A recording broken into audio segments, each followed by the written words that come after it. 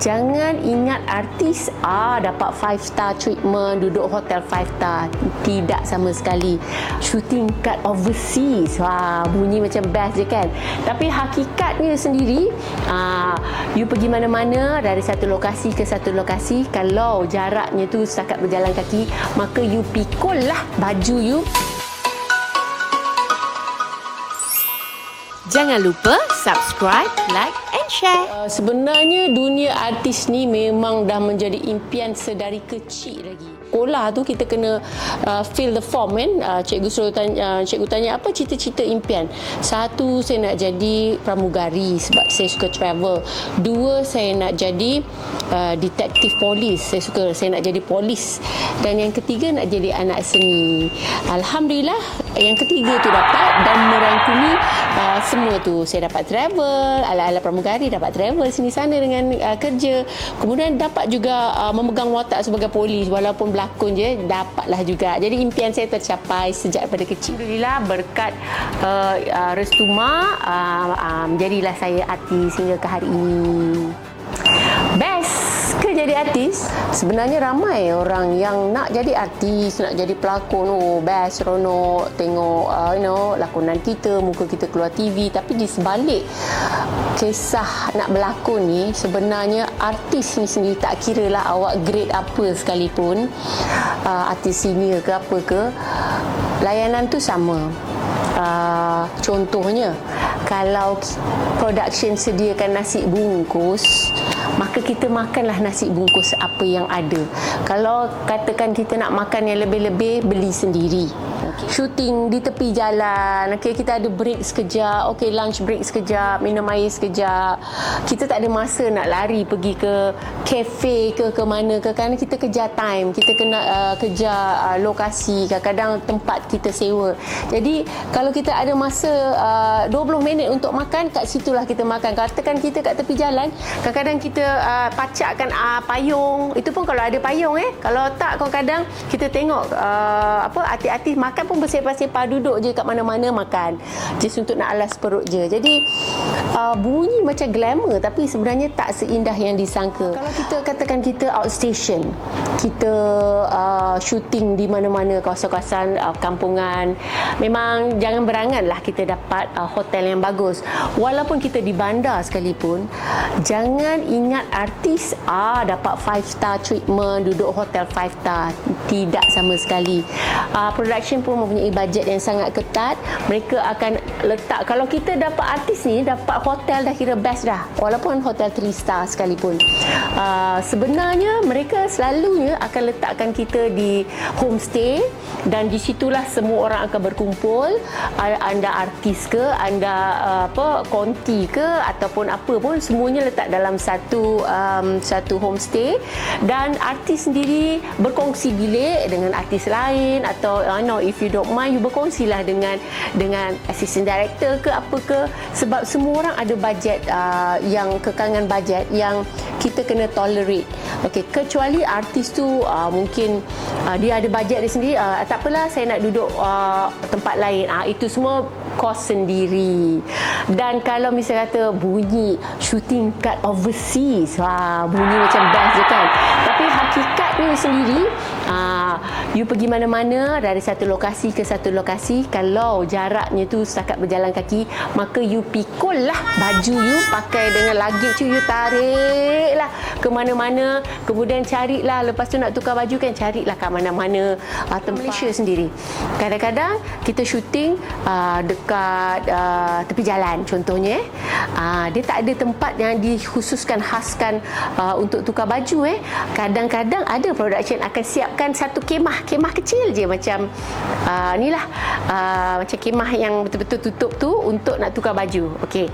Kalau production tak siapkan tempat tukar baju, you pandai-pandailah tukar baju dalam kereta, ataupun kadang-kadang kalau kat kawasan kampung-kampung nak tumpang ni, nanti dia orang akan carikan, Assalamualaikum, boleh tak tumpang pergi toilet, tumpang ni, itu kadang-kadang kita harus melalui fasa-fasa tu semua. Kerja pula sebagai seorang pelakon, menunggu itu adalah sebahagian daripada kerja kita.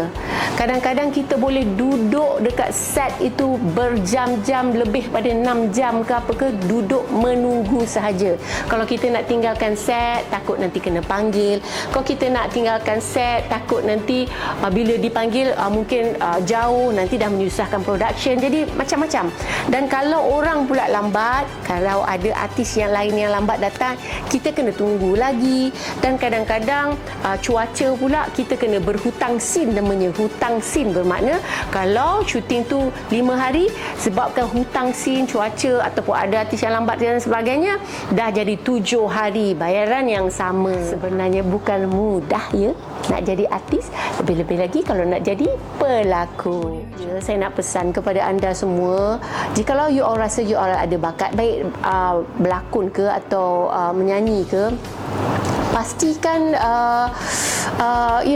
bakat anda tu cukup kuat untuk nak bersaing. Ada knowledge sikit, jangan kita masuk redah je, sebab kita takut bila kita masuk situ kita terus tenggelam. Sebab apa? Ada ramai lagi orang-orang hebat di luar sana yang nak masuk. Jadi kalau kita sia-siakan peluang pertama tu, takut peluang kedua tu lambat, ataupun kita ada lagi lepas tu. Mana nak deal dengan komen-komen negatif? Okey. Yalah, kalau contohnya pada netizen ni kadang-kadang ada buruk ada baiknya, tetapi yang tak baiknya bila terang-terangan mereka condemn dan untuk tujuan menjatuhkan maruah seseorang. Nak deal dengan netizen, wow, memang sakitnya. Orang kata sangat terbuka, terang-terangan. Kita ni ibarat keluar tanpa ada baju kebal, sebab siapa-siapa pun boleh attack kita. Walaupun kadang-kadang posting kita tu rasanya tak ada apa-apa, innocent, tak ada apa-apa, tapi silap sikit pun kena. Walaupun kita nak famous, tapi biarlah famous tu yang ada ni. Kita kena ingat, kita bukan diri kita je. Kita ada mak, bapa, keluarga, saudara mara, dan yang paling penting kita ada Allah. Cari pasangan, tak ada masa untuk nak keluar, nak bersosial dengan orang lain dan di set dan jumpa orang yang sama dalam industri. Dan bila kita tak ada kerja, kita penat nak keluar dan bersosial.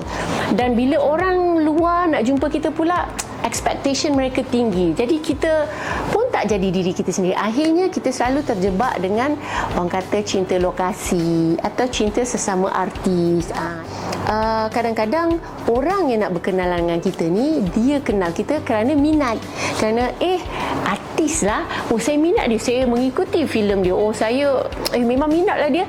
So expectation dia, portray dia kepada kita ialah sebagaimana watak dalam filem atau dalam cerita atau apa yang dia minat tu, bayangan dia ke arah itu. Sedangkan hakikatnya artis tidak sebegitu. Kehidupan dia sangat berbeza dengan apa yang dikeluar dalam TV kan, atau dalam watak-watak dia. Jadi susah nak bagi tahu itu kepada orang baru yang nak berkenalan dengan kita.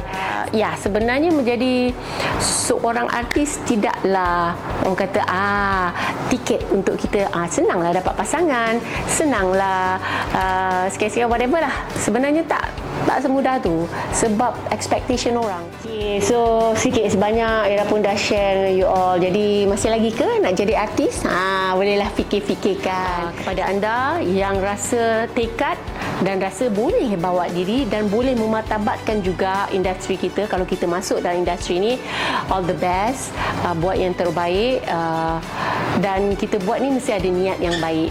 Niat kita untuk mungkin nak membantu keluarga kita, niat kita ikhlas, kita rasa kita ada bakat, minat kita memang Allah dah cenderungkan ke arah dunia seni ni dan dah tak ada tumpah ke tempat lain. Inilah dia cabang kita, bakat pun daripada Allah juga. Jadi buatlah sehabis baik, jaga nama, jaga industri kita. Okey, pesan saya, kalau nak jadi artis, jadilah artis yang boleh kita banggakan, walaupun kita tiada dalam dunia ni lagi, insyaAllah.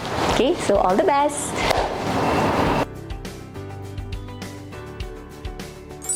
Keep in touch with Era Fazira.